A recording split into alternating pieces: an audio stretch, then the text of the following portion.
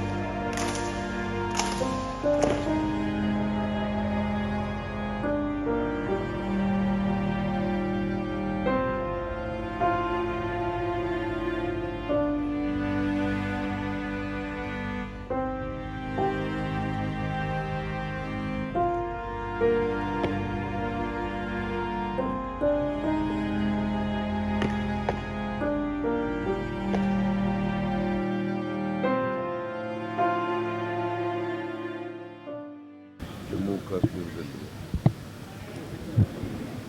ಉಗ್ರರ ಜೊತೆ ಹೋರಾಟ ಮಾಡಿ ಸಾರ್ವಜನಿಕರ ರಕ್ಷಣೆ ಮಾಡಲಿಕ್ಕೋಸ್ಕರ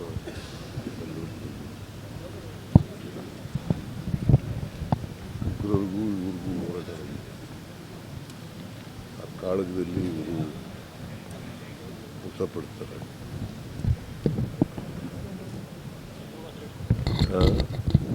ಕ್ಯಾಪ್ಟನ್ ಪ್ರಾಂಜಲ ಅಂತೇಳಿ ಅವ್ರ ತಂದೆ ತಾಯಿಗಳು ಕೂಡ ಬಂದಿದ್ದರು. ಒಬ್ಬನೇ ಮಗ ಕ್ಯಾಪ್ಟನ್ ಆಗಿದ್ದರು, ಸೇನೆಯಲ್ಲಿ ಸೇರಿ ಅವರು ದೇಶಕ್ಕೋಸ್ಕರ ಎಲ್ಲ ಸೈನಿಕರು ಕೂಡ ದೇಶಕ್ಕೋಸ್ಕರ ಹೋರಾಟ ಮಾಡ್ತಕ್ಕಂಥದ್ದು, ದೇಶ ರಕ್ಷಣೆ ಮಾಡಲಿಕ್ಕೋಸ್ಕರ, ದೇಶ ಜನರ ರಕ್ಷಣೆ ಅವರು ದೇಶಕ್ಕೋಸ್ಕರ ಪ್ರಾಣ ತ್ಯಾಗ ಮಾಡಿದ್ದಾರೆ.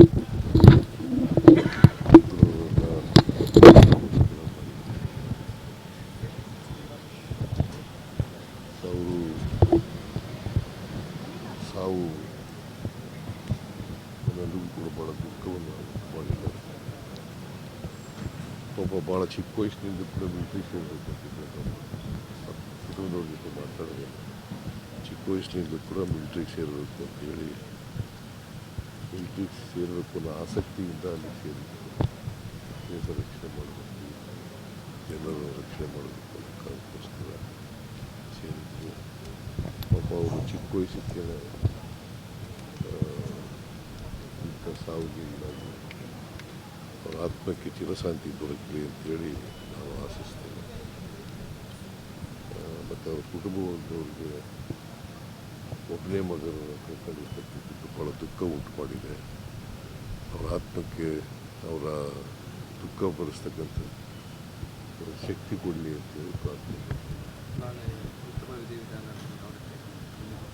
ನಾಳೆ ಇದು ಮಾಡ್ತಾರಂತೆ, ಇದು ಅವ್ರ ಕುಟುಂಬದವ್ರಿಗೆ ಡೆಡ್ ಬಾಡಿ ಅವ್ರು ಯಾವಾಗ ಮಾಡ್ತಾರೆ ಅಂತ ಗೊತ್ತಿಲ್ಲ ನನಗೆ. ನಾಳೆ ಮಾಡ್ತೀವಿ ಅಂತ. ಸೊ ಅವರಿಗೆ ಪರಿಹಾರ ಕೊಡ್ತೀವಿ ಸರ್ಕಾರ. ಇಲ್ಲ ನೋಡೋಣ, ಈಗ ಅವ್ರು ಒಬ್ಬರೇ ಮಗ ಇದ್ದರು, ಅವ್ರು ರಿಟೈರ್ಡ್ ಆಗಿದ್ದಾರೆ. ಅವ್ರ ತಂದೆ ಕೆಲಸದಲ್ಲಿ ಇದ್ದಾರೆ, ಅವ್ರು ರಿಟೈರ್ಡ್ ಆಗಿದ್ದಾರೆ. ಅಲ್ಲಿ ಬಟ್ ಪರಿಹಾರ ಅಂತೂ ಕೊಡ್ತೀವಿ. ಎಷ್ಟು ಕೊಡಬೇಕು ಅನ್ನೋದು ಸರ್ಕಾರದ ಆದೇಶ ಇರ್ತದೆ. ಇಂಥ ಯೋಧರುಗಳೆಲ್ಲ ಸತ್ತಾಗ ಪರಿಹಾರ ಕೊಡ್ತಕ್ಕಂಥದ್ದು ಮೊದಲಿಂದ ಇರ್ತಕ್ಕಂಥದ್ದು. ಅದು ಎಷ್ಟು ನೋಡ್ಬಿಟ್ಟು ಕೊಡ್ತೀವಿ.